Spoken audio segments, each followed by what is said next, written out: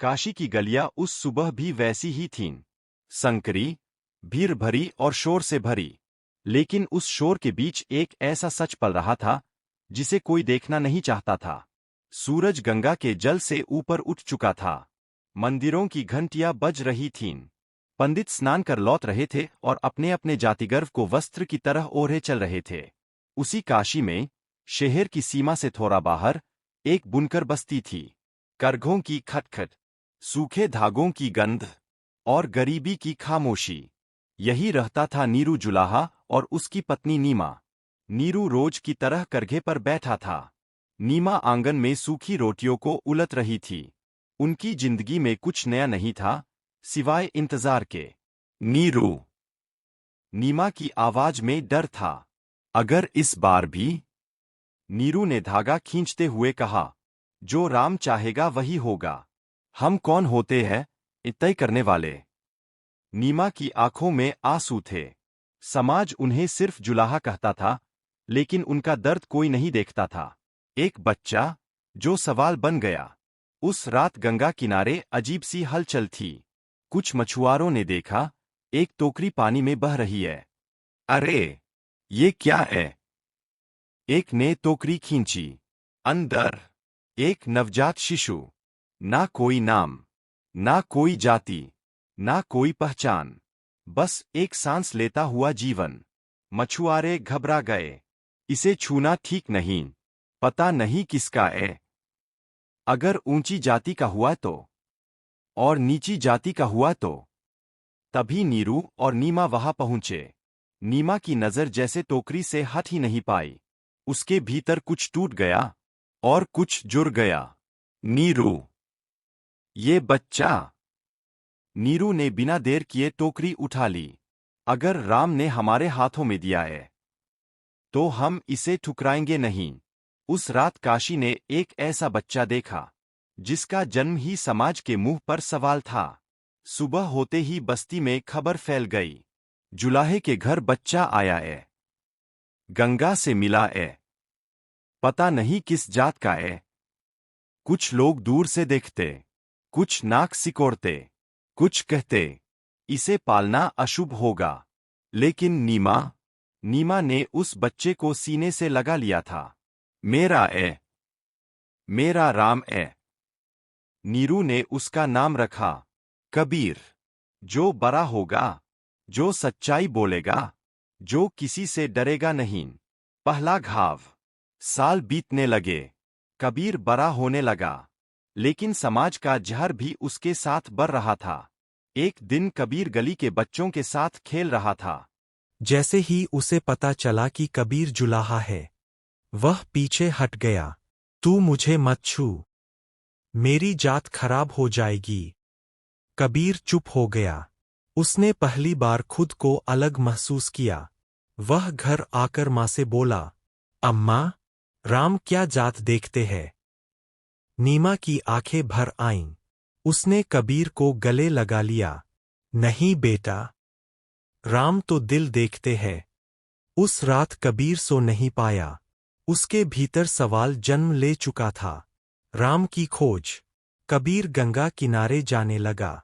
साधुओं को सुनता, पंडितों को देखता। कोई कहता, राम मंदिर में मिलेंगे।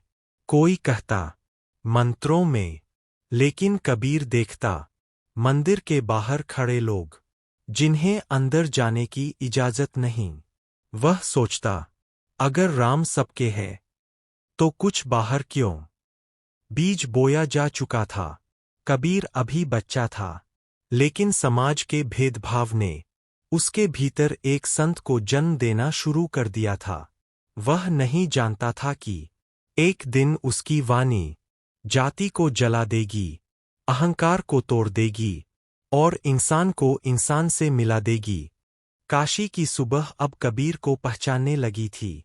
गंगा की लहरें, घाटों की सीरियां और साधुओं की आवाजें, सब कुछ उसके भीतर कुछ जगह देता था। कबीर अब बालक नहीं रहा था। आंखों में सवाल थे और मन में आग। गुरु की आवश्यकता। एक दिन कबीर ने अपनी मां नीमा से कहा, अम्मा, सब कहते हैं गुरु के बिना ज्ञान नहीं मिलता। पर मेरा गुरु कौन होगा? नीमा ने चूल्हे की आग को देखते हुए कहा। बेटा, गुरु वही जो अंधेरे में दिया जला दे। नाम से नहीं, काम से पहचान होती है। लेकिन समाज इतना सरल नहीं था। रामानंद की गूंज। काशी में एक नाम गूंजता था, स्वामी रामानंद। कहा जाता था, वे राम के सच्चे भक्त हैं। जाति पांति से ऊपर उठकर उपदेश देते हैं। कबीर के मन में आशा जगी, अगर रामानंद सच में राम को सब में देखते हैं तो मुझे भी अपनाएंगे। पहला अपमान। कबीर रामानंद के आश्रम पहुंचा। द्वार पर खड़े शिष्यों ने उसे ऊपर से नीचे तक देखा। कौन हो तुम? जुलाहा हूं। और क्या चाहते हो? गुरु। हंसी गूंज उठी। तुम्हारी जाति के लिए यहां जगह नहीं। यह आश्रम है, करघा नहीं। कबीर का सिर झुक गया, लेकिन भीतर कुछ टूटा नहीं। कुछ और मजबूत हुआ। चुपचाप लिया गया दीक्षा संकल्प। कबीर हार मानने वालों में नहीं था। उसने सुना था, रामानंद रोज सुबह गंगा स्नान को जाते हैं और सीढ़ियों पर पहला कदम रखते समय राम का नाम लेते हैं। कबीर ने निश्चय कर लिया। अंधेरी सुबह, घाट पर सन्नाटा। कबीर सीढ़ियों पर लेट गया। रामानंद आए। जैसे ही उनका पाँव पड़ा, राम, राम उनके मुख से निकला। कबीर उठ बैठा। गुरुदेव, आपने मुझे राम नाम दिया है, अब आप मेरे गुरु हैं। रामानंद चौंक गए। शिष्य क्रोधित हो उठे। यह अधर्म है। यह जुलाहा कैसे गुरु बना सकता है? रामानंद का मौन। रामानंद कुछ देर चुप रहे, फिर बोले, राम नाम मैंने दिया है, अब जाति बीच में कैसे आए? काशी में हड़कंप मच गया। समाज की आग। ब्राह्मण सभा बैठी। यह व्यवस्था के खिलाफ है। अगर जुलाहा भी ज्ञान पाएगा तो ऊंच नीच कैसे बचेगी? कबीर पर ताने बरसने लगे। नीची जात का ज्ञानी, राम की बात करने का अधिकार नहीं। पहली साखी। एक दिन कबीर ने सबके सामने कहा, जाति न पूछो साधु की, पूछ लीजिए ज्ञान। मोल करो तलवार का, पड़ा रहें दो म्यान। सभा सन्न रह गई। यह सिर्फ शब्द नहीं थे, यह व्यवस्था पर चोट थी। घर पर भी डर। नीमा घबराई हुई थी। बेटा, ये लोग तुम्हें नुकसान पहुंचा सकते हैं। कबीर मुस्कराया। अम्मा, अगर सच बोलने से डर लगे तो राम कैसे मिलेंगे? भक्ति बनाम पाखंड। कबीर अब खुलकर बोलने लगा। मंदिरों के बाहर खड़े लोगों को देखकर कहता, अगर राम अंदर है तो बाहर कौन? पंडितों से पूछता, अगर मंत्र से राम मिलते तो दिल क्यों सूना है? टकराव निश्चित था। समाज को लगने लगा, यह जुलाहा सिर्फ सवाल नहीं पूछ रहा, यह नींव हिला रहा है। और जब व्यवस्था हिलती है तो वह चोट करती है। काशी अब वैसी नहीं रही थी। वही गलियां, वही घाट, लेकिन हवा में जहर घुल चुका था। कबीर का नाम अब सिर्फ बस्ती में नहीं, सभा, मंडपों और मंदिरों में भी गूंजने लगा था। कुछ लोग कहते, यह संत है, और कुछ कहते, यह विद्रोही है। व्यवस्था को डर। ब्राह्मणों की सभा फिर बैठी।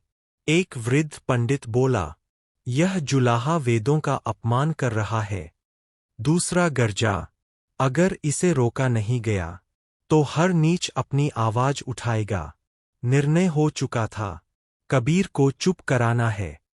पहला आक्रमण। एक शाम कबीर गंगा किनारे लोगों को उपदेश दे रहा था। वह बोला, राम किसी मंदिर में बंद नहीं, वह तो भूखे के कौर में है और रोते की आंख में है। तभी पत्थर उड़ने लगे। भाग यहां से, यह विधर्मी है। कबीर के सिर से खून बहने लगा, लेकिन वह भागा नहीं। उसने बस इतना कहा, जिस राम को तुम पत्थर से बचा रहे हो क्या वह इतना कमजोर है? भीड़ बिखर गई। माँ की पीड़ा। नीमा ने कबीर का खून देखा तो उसकी आत्मा कांप उठी। बेटा, अब बस कर। कबीर ने माँ के चरण छुए। अम्मा, अगर मैं चुप रहा तो जिनके पास आवाज नहीं, उनका क्या होगा? नीमा कुछ नहीं बोली। उसने सिर्फ आकाश की ओर देखा। निर्वासन का आदेश। कुछ दिनों बाद काशी के शासक का फरमान आया। कबीर नामक व्यक्ति। समाज में विद्रोह फैला रहा है। उसे काशी छोड़नी होगी। नीरू और नीमा टूट गए। हमारा अपराध क्या है? नीरू ने पूछा। उत्तर मिला, तुम्हारा बेटा सोचता है। काशी से विदा। कबीर ने गंगा को प्रणाम किया। हे माँ, मैं जा रहा हूँ, पर सच यहीं छोड़ जा रहा हूँ। बस्ती के लोग रो रहे थे। चमार, धोबी, मछुआरे, स्त्रियाँ। पहली बार उन्हें लगा कोई था जो उन्हें इंसान समझता था। वन का मार्ग। कबीर जंगलों में भटकने लगा। कभी भूखा, कभी बीमार। लेकिन भक्ति अब बाहरी नहीं थी, वह सांस बन चुकी थी। एक रात आग के पास बैठा वह बोला, मैं मंदिर ढूंढता रहा, राम भीतर बैठा था। मैं जात से लड़ता रहा, राम इंसान में छुपा था। एक नगर में उसे पकड़ लिया गया। यही है वह जुलाहा, इसे डुबो दो। उसे नदी में फेंका गया। लेकिन कबीर डूबा नहीं। वह तैरता रहा और गाता रहा, जब मैं था तब हरि नहीं, अब हरि है, मैं नाहिं। लोग भयभीत हो गए। भक्ति की विजय। जहां जहां कबीर गया, लोग जुड़ते गए। किसी ने नहीं पूछा, तुम कौन सी जात के हो? सिर्फ पूछा, राम कैसे मिलेंगे? और कबीर का उत्तर एक ही था, इंसान बनकर। अग्नि से निकला सोना। अत्याचार ने कबीर को तोड़ा नहीं, निखारा। अब वह सिर्फ व्यक्ति नहीं रहा, एक चेतना बन गया। कबीर अब किसी एक नगर का नहीं रहा था। वह जहाँ जाता, लोगों की आंखों में झुकी हुई उम्मीद सीधी होने लगती। उसके पास न ग्रंथ थे, न आसन, न आश्रम। उसके पास थी वाणी, शब्द जो भीतर उतरते थे। कबीर बोलता नहीं था, उसकी वाणी जागती थी। एक दिन एक स्त्री उसके पास आई, फटे वस्त्र, थकी आंखें। संत, मुझे मंदिर में प्रवेश नहीं मिला, कहा गया स्त्री अपवित्र है। कबीर ने उसे देखा, फिर कहा, नारी की झानी पड़त, अंधा होत भुजंग। कबीर तिनकी कौन गति, नित नारी के संग। स्त्री रो पड़ी। पहली बार किसी ने उसके अपमान को ईश्वर तक पहुंचा दिया था। गरीब की पीड़ा। एक किसान बोला, महाराज, मेहनत मैं करता हूं, फसल का फल कोई और ले जाता है। राम कहाँ है इसमें? कबीर ने मिट्टी उठाई, राम इसमें है। फिर कहा, साईं इतना दीजिए, जामे कुटुम समाए। मैं भी भूखा न रहूं, साधु न भूखा जाए। यह प्रार्थना नहीं थी, यह व्यवस्था पर प्रश्न था। धर्मों के बीच सेतु। एक दिन काजी आया, तुम मुसलमान हो या हिंदू? कबीर मुस्कराया। कंकर पत्थर जोड़ी के मस्जिद लई बनाए, ता चढ़ी मुल्ला बांग दे, क्या बहरा हुआ खुदाए। और फिर पाथर पूजे हरि मिले, तो मैं पूजूं पहाड़। सभा स्तब्ध। कबीर ने दोनों ओर वार किया, क्योंकि पाखंड दोनों में था। नया शास्त्र। लोग कबीर की साखियां याद रखने लगे, कागज पर नहीं, दिल पर। एक वृद्ध बोला, ये तो नया वेद है। कबीर हंसा, वेद पढ़कर अगर इंसान न बना, तो वेद बोझ है। भक्ति का असली रूप। कबीर ने कहा, भक्ति मतलब डर नहीं, भक्ति मतलब सवाल, भक्ति मतलब प्रेम। वह कहता, ढाई आखर प्रेम का, पढ़े सो पंडित होए। लोग समझने लगे, ईश्वर दूर नहीं, हमारे व्यवहार में है। समाज में हलचल। ऊंची जाति के लोग घबरा गए। यह आदमी हमारे धर्म को बदल रहा है। लेकिन गरीब, स्त्री, शूद्र पहली बार धर्म में अपनी जगह देख रहे थे। कबीर अब किसी जात का नहीं था, किसी धर्म का नहीं था। वह उन सबका था जो अपमानित थे। बीज फैल चुका था। जहां जहां कबीर गया, लोगों ने जाति पूछना छोड़ा, दिल देखना शुरू किया। धीरे धीरे एक नया समाज कल्पना में जन्म लेने लगा। कबीर की वाणी अब गलियों से निकलकर दरबारों तक पहुंच चुकी थी। राजा सुनने लगे थे, काजी चिंतित थे, पंडित क्रोधित, क्योंकि कबीर डरता नहीं था और सत्ता को यही सबसे ज्यादा डराता है। दरबार का बुलावा। एक दिन संदेश आया, राजा तुम्हें दरबार में बुलाते हैं। साथ में चेतावनी भी थी, संभलकर बोलना। कबीर मुस्कराया, सच को संभालने की जरूरत नहीं होती। राजा का प्रश्न। दरबार भरा था। राजा ने पूछा, कबीर, तुम कहते हो राम सब में है, तो राजा और रंक में फर्क क्यों? कबीर ने शांत स्वर में कहा, राजा, शरीर पर मुकुट से राम नहीं बरते। फिर बोला, ऊंच नीच में राम नहीं, राम बसे हरि जन्माहिं। दरबार सन्न। काजी और पंडित की चाल। काजी आगे बढ़ा, यह आदमी धर्म तोड़ता है, इसे दंड मिलना चाहिए। पंडित ने जोड़ा, यह शास्त्रों का अपमान है। राजा असमंजस में था। अंतिम परीक्षा। निर्णय हुआ, कबीर को दो विकल्प दिए जाए, या तो अपनी वाणी त्यागो या मृत्यु स्वीकार करो। कबीर ने आंखें बंद कीं। फिर कहा, अगर सच छोड़ दूं तो जीना भी मृत्यु ही है। मृत्यु का मंच। कबीर को सार्वजनिक रूप से दंड दिया जाना था। भीड़ जुटी। गरीब, स्त्रियां, मजदूर सब रो रहे थे। कबीर बोला, मत रो, राम रोने में नहीं, जागने में है। अद्भुत घटना। जैसे ही दंड देने वाले आगे बढ़े, आकाश में बादल गरजे, तेज हवा चली और कबीर गायब। सिर्फ एक चादर बची। अंतिम विवाद। हिंदू बोले, कबीर हमारा संत था। मुसलमान बोले, नहीं, वह हमारा फकीर था। दोनों लड़ पड़े। जब चादर खोली गई, अंदर कुछ नहीं था। संदेश। एक आवाज गूंजी, जिसे बांटना चाहते हो वह बंटता नहीं। कबीर अमर हो गया। कबीर शरीर से नहीं, विचार से जीता है। वह आज भी पूछता है, तुम इंसान हो या सिर्फ पहचान? समय बदला। राजा गए, दरबार टूटे, मंदिर मस्जिद ऊंची हो गईं। लेकिन सवाल, वे अब भी जिंदा थे। आज का शहर। ऊंची इमारतें, चमकते बोर्ड और भागती जिंदगियां। एक तरफ एसी दफ्तर, दूसरी तरफ झुग्गियां। नाम बदले थे, लेकिन भेदभाव वही था। अब जाति से पहले सरनेम पूछा जाता था। कबीर फिर सुनाई देता है। बस में एक लड़का बोला, तू कहाँ का है? जवाब मिला, वहीं से जहां इंसान पैदा होता है।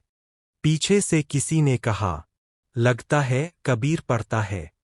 ऑफिस की दीवारें। एक महिला मेहनती थी, लेकिन प्रमोशन नहीं मिला।